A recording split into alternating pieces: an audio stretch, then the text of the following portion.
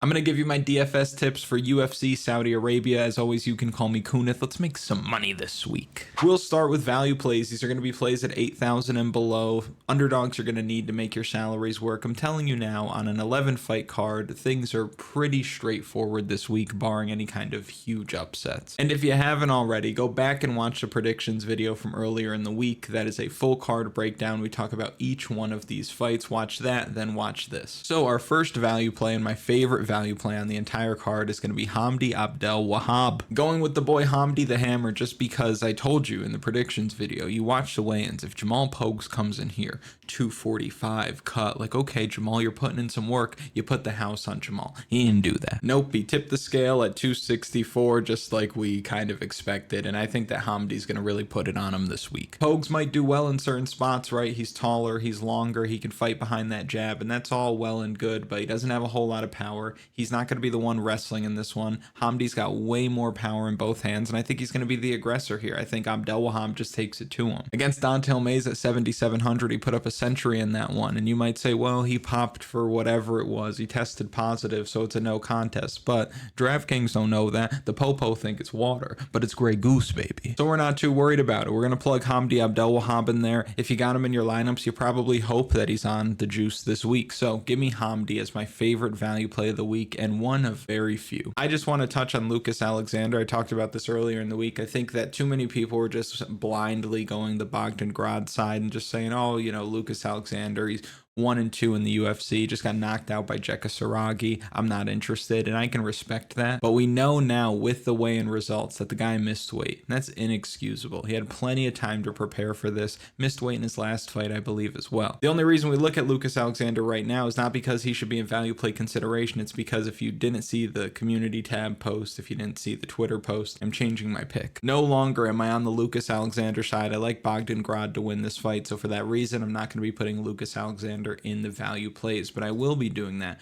for Faraz Zaim. Faraz is typically not lighting it up from a DraftKings scoring perspective. You see 67 there in a decision win, 46, which is abysmal, 96 against Figlak, but in that fight he was getting a lot of takedowns, spending a lot of time in top position. He's not going to be able to do that against Mike Davis. So I think that he's probably going to go out there and score maybe like around 70 DraftKings points, if that, but he has to be in value play consideration in my opinion, because there aren't many viable dogs on this card. Like, I know a lot of people are going to want to come here to Vinicius Oliveira. I know that Michael Venom Page is going to get his. I think from a DraftKings perspective, Ofli is somebody who's going to be somewhat popular, and also if he's not, he's very sneaky, right? Because Naimov is a little bit too big of a favorite in my opinion, but there aren't really many dogs on this card that I like. So Faraz Zaim, I think he gets it done. He's younger, he's bigger, he's been more active, he's been practicing more, he hasn't had the same kind of injuries like we talked about in the predictions video that Mike Davis has been dealing with. So give me Faraz Zaim to win that fight, and at 7,800, if he is one of the only two underdogs in this card, him and Abdellwahab, that win,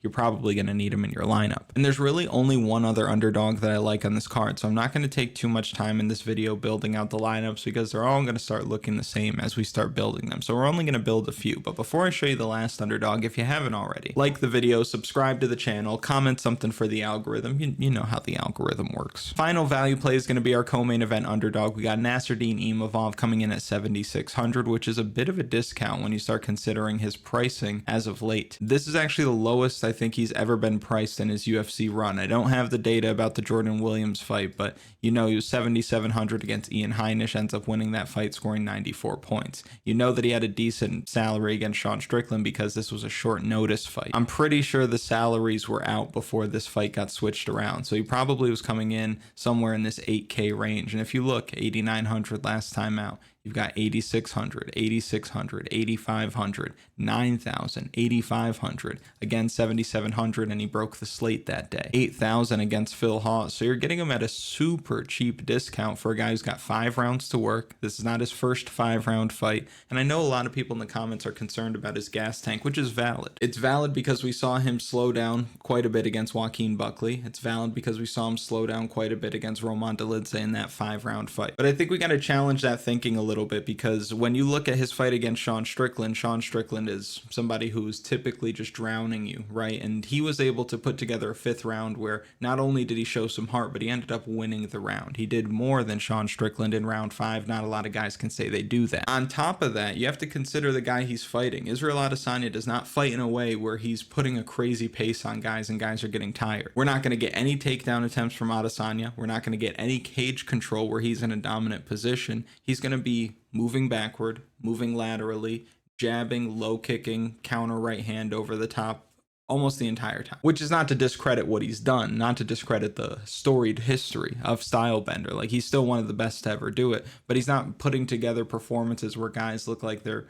will is really being tested. It's more their technical ability that's being tested. So I'm not worried about Nassourdine Imavov gassing out this week. We know that Imavov's probably got a little bit more power than Adesanya. We know that if takedowns are going to happen in this fight, it's because Imavov gets there. We know that if cage control's happening, it's because Imavov is not the one with his back up against the fence. He looked strong against Arnold Allen last time out. A lot of control time in that fight. He looked really good in that 4th round against Jared Cannonier in a fight where it looked like he was behind a bit, but ends up coming back and winning that fight. Again, Roman Dolidze, we talked about him slowing down in that fight. He emptied the gas tank completely in the 1st round, and if the ref stepped in and stopped it in that 1st round, he wouldn't have been wrong for that. So he emptied the tank a little bit early in that fight, but I don't think he does that in this fight. And then against Chris Curtis, that was one-way traffic before the head clash. So these are my 3 value plays of the week.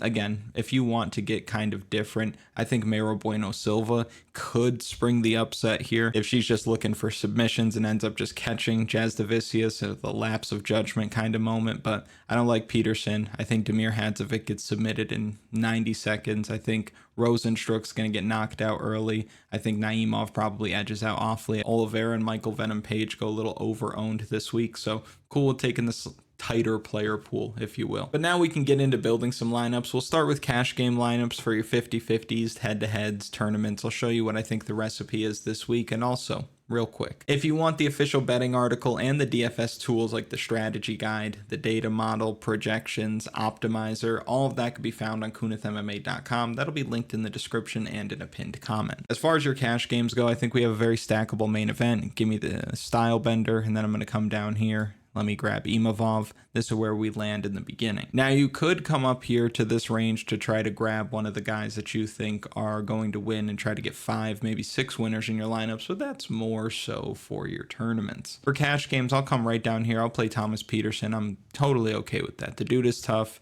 Shamil Gaziev kind of just picks his shots. He's not really blitzing guys and getting them out of there right away. So give me Thomas Petersen down at 6,900 as a punt play, because I think there's a good chance that he goes the distance, or at least just stays with it for 2 rounds and lands a few strikes of his own. We don't need that many points from him down at that price. And now with 8,900 left over, I'm probably coming right here to Shara Bullet. 9,050 left over. We could start coming here to some of the more expensive plays, but if I just grab, say, like Bogdan, for example, I can come all the way up here and I can grab Terrance Mckinney, and I'm cool with that. Any kind of variation of just starting like this, and I think you'll be perfectly fine with how good the favorites look on this card. So now we'll start building some tournament lineups, right? We're trying to catch as much upside as possible. Guys like Terrance Mckinney, we've seen him post high scores with quick wins, and I think he could do it again this week. This fight reminds me a lot of the Ferocium fight, where he's going to be able to get this fight to the mat in the 1st round and find a submission. He scored 97 points. We know that debut, that legendary debut where he knocked down Matt Frivola 6,900 against Ghost Pepper Gonzalez, right? Blitzes him in the 1st round. I mean,